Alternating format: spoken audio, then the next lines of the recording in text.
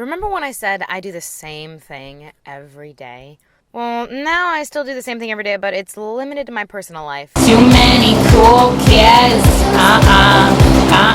Because now I work in the stock market. I know, me, the stock market. I tripped and fell into this job. I'm not going to get into it, but I literally tried to sabotage. I wore jeans and a t-shirt. I wore this. But I got the job anyway, and it's completely different than any other job I've ever had. At all of my other jobs, it was the same thing every day. Hi, can you tell me what The Constant Gardener's about?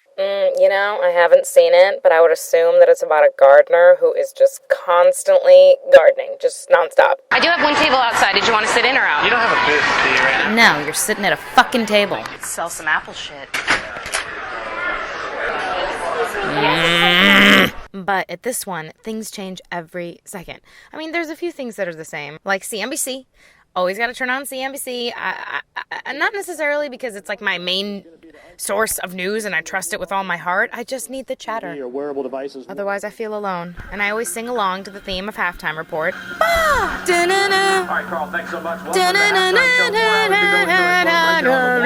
Just me? So, in light of Twitter's impending IPO, I was reminded of my Facebook video from last year where I was all puffed up about them going IPO. And now that I'm in this market job, I think, what the hell, Emily? Unlike certain people, I'll admit it, I was wrong. Not about how Facebook sucks, about the rich making money off of us. I realized something. We're the consumers. We control the market.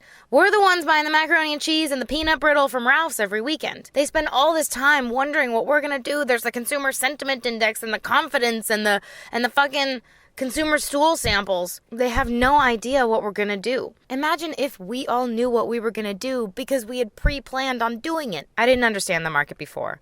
I didn't get options. I didn't care. Like George Carlin said, it's a big club, and you ain't in it.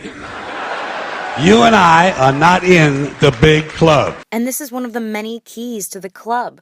Options. And I realized if everyone understood and utilized options, the entire system would probably collapse. Options are just contracts, calls, puts. For the sake of time, let's stick to puts. It's the right to sell 100 shares of a certain stock at a fixed price, no matter what happens. Think of it like this. If I bought puts on Amanda Bynes back in the All That days, it would have been super cheap because nobody would have guessed that she would decline like she has. But if I had a put contract, I could exercise it, and that would allow me to have Amanda Bynes during the All That days. I don't want this Amanda Bynes. I want this Amanda Bynes. So knowing that you can bet on certain companies to do better or worse, it just blows my mind why we don't band together and control it, especially these tech companies where we don't even have to get off our asses to move a market. Facebook, LinkedIn, Yahoo, and now Twitter. These companies are nothing without their users. Nothing. MySpace, anyone?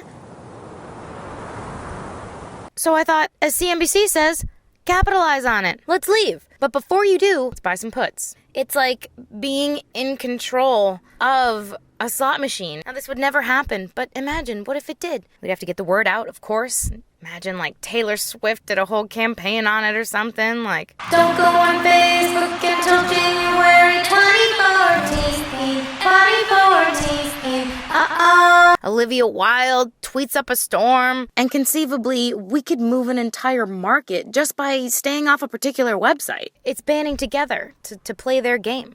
Right now, it's what are the rich doing? Carl Icahn tweets, I like bananas, and Dole stock shoots up $20. We control the market. It should be, what are we doing? And it's not just betting on a company to go down. We can support companies together too. It doesn't have to be negative. I can be nice about it. We can be friendly. Pinnacle Foods getting a pop today after Selena Gomez tweeted support saying, quote, Mama Celeste is great. I can make it in my toaster oven. Totally buying calls. Can you imagine? Conversations would change. Oh my God, I saw the cutest shirt at Urban Outfitters. Let's buy calls. Totally. We are the consumers. We have the power, all of the power. The news would eventually be replaced. It wouldn't be about a CEO stepping down or Warren Buffett sneezing. But what are Americans doing today? Chipotle down significantly after a gentleman found a roach in his burrito. The man took to Twitter, and in turn, America purchased a large amount of puts to show the company exactly how they feel. back to you. We could make anything as valuable or invaluable as we feel like it. Now, this would never happen, and I'm not telling anybody to go out and buy puts on Facebook and then abandon the company.